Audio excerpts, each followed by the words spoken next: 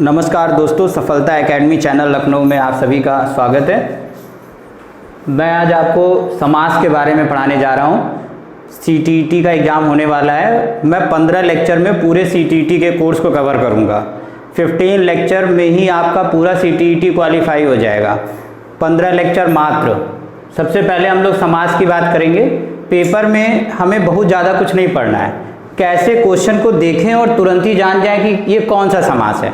तो हमें सिर्फ 3-4 चीज़ों को ध्यान में रखना है। समास के कितने भेद हैं? 6 भेद कौन कौन से हैं? अव्ययी भाव, तत्पुरुष, कर्मधारय, बहुव्रीहि, द्विगु और द्वंद्व। एकदम इन 6 के नाम आपको क्लियर रहने चाहिए। 6 समास के नाम याद कर लीजिए। अब कुछ नहीं करना है। कैसे पहचाने?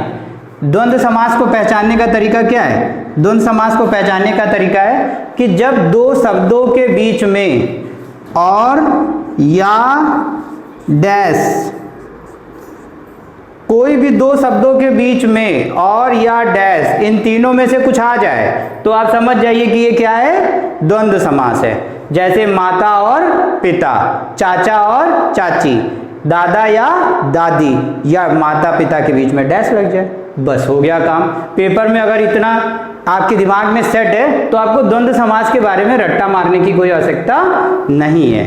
एक और तरीका है कि बीच में संयोजक चिन्ह लगाओ। संयोजक का मतलब जो अलग करता है। ठीक, क्लियर हो गई बात। अब आते हैं द्विगु समास के बारे में। द्विगु समास क्या है? बहुत बड़ा आप लोग हरिदेव बाहरी और पीएन पांडे साहब की किताब में पढ़ते हैं। उन्होंने बहुत अच्छा लिखा है, लेकिन हमें एग्जाम में ट्रिक चाहिए। तो ट्रिक के लिए क्या करना है? द्विगु समास को कैसे पहचानें? द्विगु समास में क्या है? पहला अक्षर संख्या प्रधान होता है। जैसे ही आपने देखा कि शब्द का पहला अक्षर संख्या प्रधान है, वो कौन सा समास है? द्विगु समास है। दिमाग में तुरंत अपने बैठा लीजिए कि शब्द का पहला अक्षर संख्या प्रधान। जैसे आपने कहा पंचवटी, शब्द का पहला अक्षर संख्या प्रधान, तो क्या हो गया? द्विगु हो गया। जैसे आपने कहा चौराहा, यानी शब्द का पहला अक्षर संख्या प्रधान। तो बस दिमाग में ये रखना है कि अगर शब्द का पहला अक्षर संख्या प्रधान है तो वो क्या है? द्विगु समास है। क्लियर? आगे अब आते हैं बहुव्रीहि। बहुव्रीहि समास आप लोग किताबों में पढ़ते हैं, तो किताब में बहुत सी चीज़ें आती हैं कि जैसे पहला पद प्रधान है, दूसरा पद प्रधान है, इस तरह से तमामों चीज़ें आप लोग पढ़ते हैं। लेकिन हमारा ट्रिक क्या है? आपको ट्रिक से पढ़ना है। जितने भी गॉड, जितने भी संपूर्ण संसार में भगवान के नाम हैं, चाहे वो पुल्लिंग हो चाहे वो स्त्रीलिंग हो, सारे भगवान बहुव्रीहि समास हैं। एकदम दिमाग में सेट कर लिए। जैसे गजानन, पंचानन, शूलपाणी, चक्रपाणी, आपका वंशीधर, नीलकंठ, ये जितने भी भगवान सब बहुव्रीहि समास हैं। आपको एकदम कुछ भी रट्टा नहीं मारना है। जैसे ही आपको पता चला, यहाँ तक कि जो दशानन है, कुछ शब्द ऐसे हैं जो आपके द्विगु में भी होते हैं और कर्मधारय में भी होते हैं, लेकिन आपके दिमाग में ये बात सेट रहनी है कि ये ऑप्शन पे फिर चलता है कि हम किसको वहाँ पे एग्जाम में क्या ऑप्शन दे रहा है। लेकिन अगर गॉड का नाम आता है तो आप बहुव्रीहि समास में जा सकते हैं। ठीक है, क्लियर हो गई बात? तो यानी जितने भी भगवान हैं वो सब क्या हैं? बहुव्रीहि समास हैं। क्लियर हो गई बात? अब कर्मधारय समास को कैसे पहचानें? कर्मधारय समास की क्या विशेषता है? कर्मधारय समास का मतलब होता है जो अपने कार्यों में विशिष्ट हो। कार्यों में विशिष्ट का मतलब क्या है? कि जो अपनी एक यूनिक आईडी हो। संपूर्ण संसार में जो व्यक्ति अपने कार्यों में यूनिक है, तो अपने कार्य में विशिष्ट है, इसलिए वो कर्म प्रधान है, इसलिए वो कर्मधारय में आए। जैसे आपने कहा मृग नैनी। अब मृग नैनी कर्मधारय समास क्यों है? मृग के नेत्रों के समान नेत्र। तो सबकी आंखें तो एक जैसी नहीं होती, लेकिन यूनिक आईडी है कि मृग के नेत्रों के समान नेत्र। जैसे आपने कहा नीलांबर, मतलब नीला है अंबर, जबकि आपको आसमान सफ़ेद भी दिखता है, आसमान लाल भी दिखता है, लेकिन आप हमेशा क्या कहते हैं कि आसमान नीला होता है, स्काई इज ब्लू। तो इसका मतलब हो गया नीलांबर क्या है? नीलांबर कर्मधारय समास है। जैसे आपने कहा देह लता, देह लता का अर्थ क्या हुआ? लता के समान शरीर।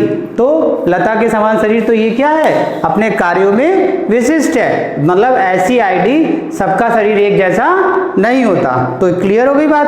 तो जैसे शब्द है गुरुदेव, तो गुरुदेव का गुरु रूपी देव, तो यानी ये मैंने कुछ उदाहरण आपको दिए कि जिससे आपको बात समझ में आ जाए। तो यानी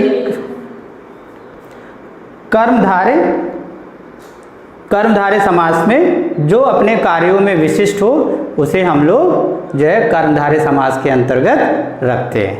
अब आते हैं तत्पुरुष। तत्पुरुष समास को कैसे पहचानें? बहुत ही आसान तरीका।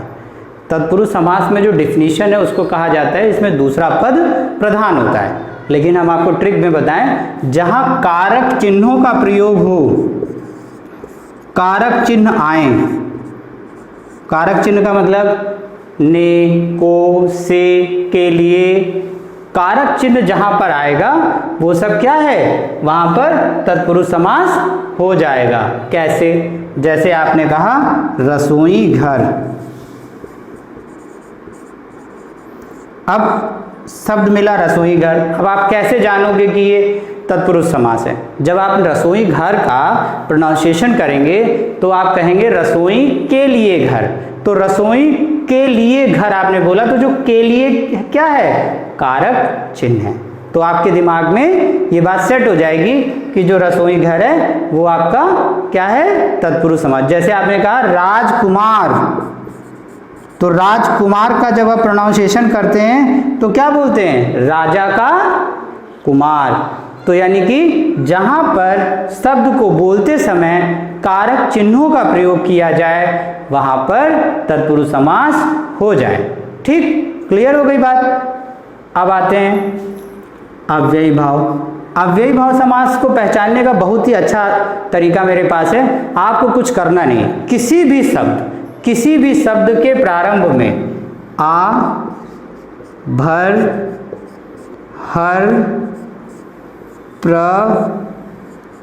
प्रति, यथा, ये 6 शब्द रामबाण हैं। आप एकदम ध्यान रखिए, किसी भी शब्द के प्रारंभ में अगर ये लग जाएं तो अव्ययी भाव समास हो जाए।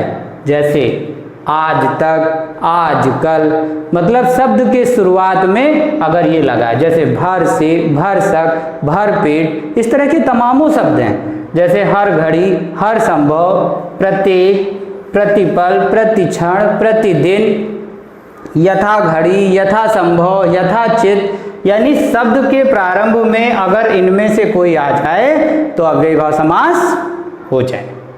ठीक, तो दोस्तों आपको ये बात क्लियर हो गई होगी। 5 मिनट में आपको समास क्लियर हो गया। समास के कितने भेद? 6। लेकिन आपको ये तो याद करना पड़ेगा कि वो 6 समास कौन से हैं? अव्ययी भाव, तत्पुरुष, कर्मधारय, बहुब्रीहि, द्विगु और द्वंद्व। रट्टा नहीं मारना है, कोई किसी के साथ मिसमैच नहीं है। द्वंद्व समास में क्या है? और या डैश, अगर इन तीनों में से कोई आ जाए तो फिर वो द्वंद्व समास हो गया। द्विगु में क्या है? पहला अक्षर संख्या प्रधान है। अगर शब्द का पहला अक्षर संख्या प्रधान है तो वो द्विगु समास है। ठीक, बहुब्रीहि में क्या है? जितने भी भगवान हैं वो सब बहुब्रीहि समास हैं। ठीक, कर्मधारय में जो अपने कार्यों में विशिष्ट है, यूनिक है, वो कर्म प्रधान है, इसलिए वो कर्मधारय। ठीक, तत्पुरुष में क्या है? कुछ नहीं करना है, जो कारक चिन्ह का प्रयोग होगा तो वो तत्पुरुष समास हो जाएगा। फिर अव्ययी भाव में क्या है? शब्द के प्रारंभ में आ, भर, हर, प्र, प्रति और यथा। सीटीटी की परीक्षा में इससे क्वेश्चन डायरेक्ट नहीं आता। टीटी की परीक्षा में क्वेश्चन डायरेक्ट पूछता है, लेकिन सीटीटी में क्या होगा?